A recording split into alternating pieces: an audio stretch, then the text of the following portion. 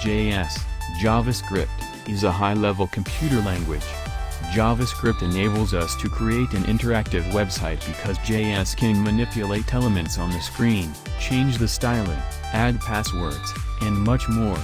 You need to know about basic usage of the JavaScript console and object-oriented programming.